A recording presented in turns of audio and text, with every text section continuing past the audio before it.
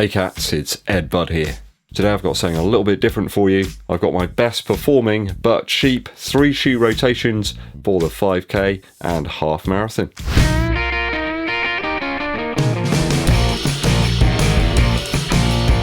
Thanks for tuning in cats, it's always appreciated.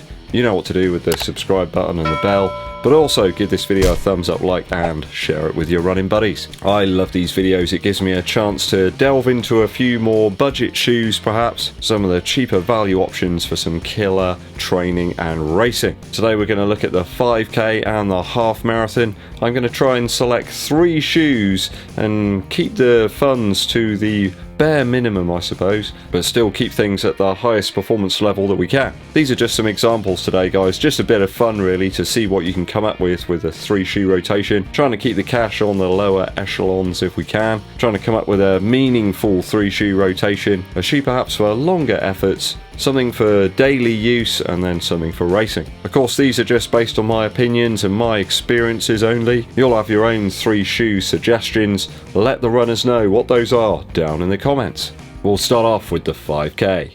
So for 5k we've got to focus a little bit more on speed, less on distance, more on grip and traction. Less on the plush materials, we don't need those here. You are not wanted here, plush materials. So straight off the bat, one shoe really strikes a chord with me.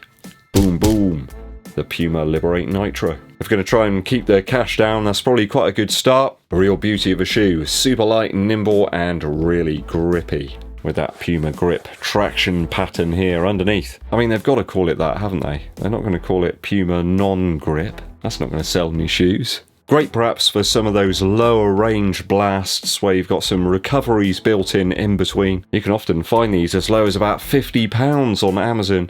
The cheapest I could find in my size, which is a UK 11 or a US 12, was £70 this time round. Actually, edit, well, you just found a pair that were 60, so there we go. Just for accuracy's sake, £60 is the amount this time for the Puma Liberate Nitro. To be honest, I could have gone for a 10.5. They're a little bit roomy, so maybe I will go for the £50 after all. I think this will cover some of the speed training you might want to do. I took it up to a half marathon, no problem. So if we're only talking about 5k speed training, not an issue here using the Puma. Now we need something for those easier miles now, a little bit more of a sofa underfoot. Some of the daily training will have to be absorbed by a shoe. More substantial cushion we need now and some compression. What about the Vomero 16 from Nike? I think you can pick those up for around about £81 right now in my size at least. That could be a good value bet, I think, to get you through those daily miles if you're just doing some 5 to 7 kilometre sort of runs each day. I think another one here could be the original version of the Novablast from Asics. You can find those for as low as about £65 in my size right now.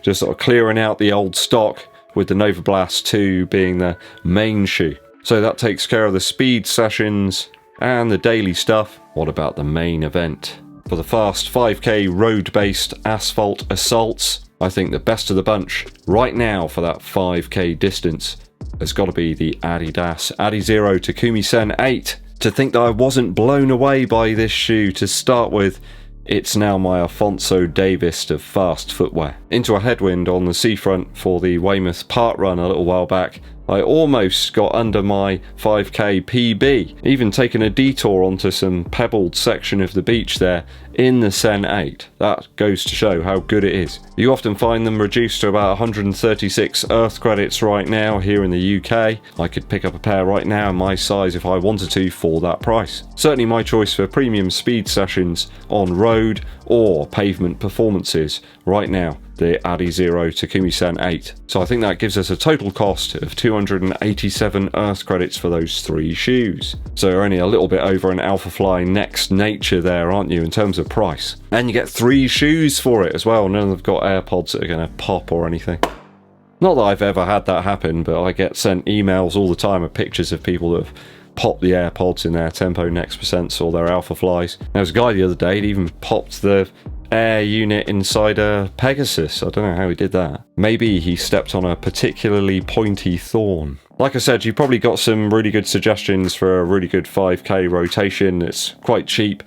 I've tried to pick some good performing shoes here rather than just a load of old rubbish. Right, half marathon mixture now. So if we're doing half marathon training, we're going to need a dedicated longer run shoe. Something that's forgiving, something that's comfortable, that's just going to do the job. So we'll kick things off there. What shoe would I pick? Well, starting off with the Adidas Adizero Prime X. No, I'm only joking. That's not cost effective at all, and it's going to take us way over budget, so no, that shoe's out. I'll go with the Endorphin Speed 2. I managed to find these at a discount price. All these shoes I found in my size at the time of recording, which is like April 2022, if you're watching this in like 200 years or something. Imagine that, so I'm watching this in 200 years, I'm like... All they do is strapping pieces of packing foam to their feet, and all this rubber that we're having to deal with now, you know, they're the ones that created all these shoes and didn't use them. EDDBUD was responsible for a lot of things. What my wife says quite often. So going with the Endorphin Speed 2 at £117 from sportshoes.com right now. I think this will cover those longer runs, and you can achieve lots of other sessions with it as well. Maybe some faster segments in those long runs. The Speed 2 will lap those up like a hungry kitten. I think the nylon plate there will add a little bit of rigidity, so if you want to do some of the speed sessions, you're good. It's going to improve the stability a little bit, and it's just overall a very forgiving shoe. Super forgiving P-Bax based midsole. It's just worth the cash there for 117, and what a deal. Just ask viewer Savannah Jackson. She's got like 4 pairs of them or something. Glad that they're working out for you, Savannah. So for out and out speed and those tempo runs, we're going to need something a little firmer. Something that we can take up to that threshold sort of pace and hold it there for a little bit. Therefore, half marathon training, you know, we don't need to be doing ridiculous numbers of miles to achieve that. We need something with some real snap and some pep. I'm not talking Guardiola or Gorgonzola. Now, if I'm being budget cautious here, that rules out something like the Streak Fly, perhaps. A little bit too expensive for us in this situation. Yes, it's good at those sort of recovery parts, but I think we want something out and out snappy here. And that's a little bit too squashy for my liking. How about the Adidas Adizero Sen 7? Very reasonable prices on that shoe right now. I could pick up a pair in my size for about 88 Earth credits. One of the lightest as well in the collection. It is a true beauty. Super bonkers traction. Nice low to the floor, and the fit is really dialed in. And it gives us something completely different to the Endorphin Speed 2. Actually, wearing the Sen 7 I think will make you really, really happy to finally lace up the final shoe in this rotation. It's just going to make performing in the race shoe really easy. You know, it's firm, that Sen 7. So when you put on this one, it's going to make it feel that much better. So for the half marathon race shoe, it's hard to look past those recently discounted Next Percent version 1s that Nike had. Sadly though, they've sold out in my size, so I can't have it in this list. It's got to be available right now, right? Gonna have to look a little bit further here and dig deeper. So surprise, surprise, a StockX search yields a saver shoe at £160 47p. That includes delivery as well, cats. In my size, a Next Percent 2 in the Barely Volt Hyper Orange colourway. That one didn't come out all that long ago either. It just goes to show that people bought loads of pairs and then tried to flog them on StockX and realised actually that they're not going to be able to do that because Nike have put out so many that it's really easy to pick up a retail pair. So people are having to sell them off now at cut prices. Yeah, StockX really ain't there to sell running shoes, I don't think. So way below retail there, and a fantastic race shoe to add to the rotation. We've got a fantastic training trio there, I think, guys. The Speed at £117, the Sen 7 at £88, and your super nimble racer in the Next Percent 2 at 160. Should be easily up to getting the best out of someone in a half marathon training block. All discounted to a hefty margin, so we've got £365 total. I think that's really good for those 3 shoes. There's some smashing stuff there. Something for pretty much everything. Those long runs in the Speed. You could do some premium sort of speed training as well in the Next Percent. They're going to hold out.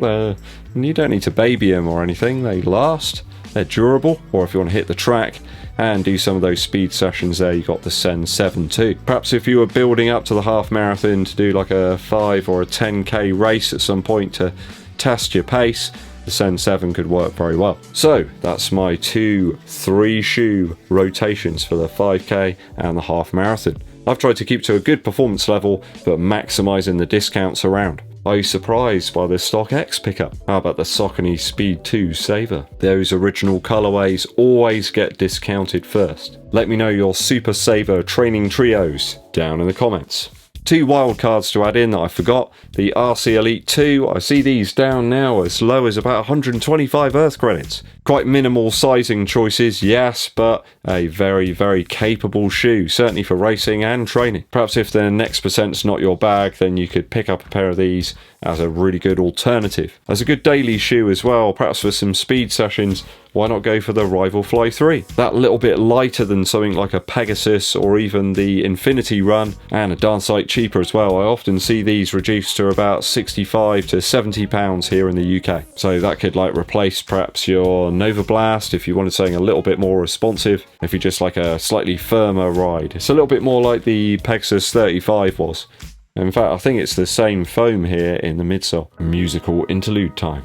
Actually discussing my ears today. It's something really weird has happened since I had the virus, and it seems to have actually improved my hearing. Listening to quite a lot of music recently, and suddenly I'm hearing sort of other things in music. I don't know whether it's sort of cleared my ears somehow, or my perception has changed or something. I'm not entirely sure. I was quite fevery at one point, so I don't know that it sort of cooked my brain slightly and something weird's happened. Yeah, I'm certainly hearing different things in music. I was listening to some Kurt Vile tracks, and I was picking out some little pieces of production and percussion that I just hadn't heard before. It got me thinking, was I missing it? Have I just heard it by accident this time? We were listening to some Travis Scott material as well, and there were little effects, kind of embellishments here and there that I just never heard. I don't think that I was deliberately listening harder or more intently to the music and the material. I think something's happened. Could it be that Apple have simply just improved the actual quality that they're streaming some of these tracks at? I don't know. In some of Tame Impala's tunes as well, I distinctly recall there being elements that I just never heard. Small little guitar parts, tiny little tambourine kind of embellishments. Maybe it is something to do with Apple streaming, I don't know. Maybe I've answered my question. Check out Inner Speaker by Tame Impala. That's a really great album, guys. Another one, not from a quality perspective, that I really did enjoy earlier on was It's Alive by the Ramones. Their live effort, full of energy and tracks as well. There's probably about 30 tunes on there. They're all very short. They kind of smash through them at breakneck pace. A few of you have asked about a specific shoe that I've got in and haven't managed to review yet. As you know, I've had the virus, so I've not been able to get out running. I want to make sure I'm pretty much 100% before I venture out again. And I think I'm pretty much there now. Lots of interest about the Puma Velocity Nitro 2. Here it is, and it looks a beautiful shoe. I will try and get out on this over the next few days for you, so watch out for the initial review. Same goes for the Terra Kyger 8. That is next up on the chopping block. God blimey. I'll have to search out some bogs there, because that's pretty considerable rubber on the bottom there. Okay, thanks for sticking with me to the end of today's video. It is always appreciated. Hit that subscribe button and click the bell below for notifications. Also give this video a thumbs up, like, and share it with your running buddies. My name's EDDBUD, and I'll be seeing you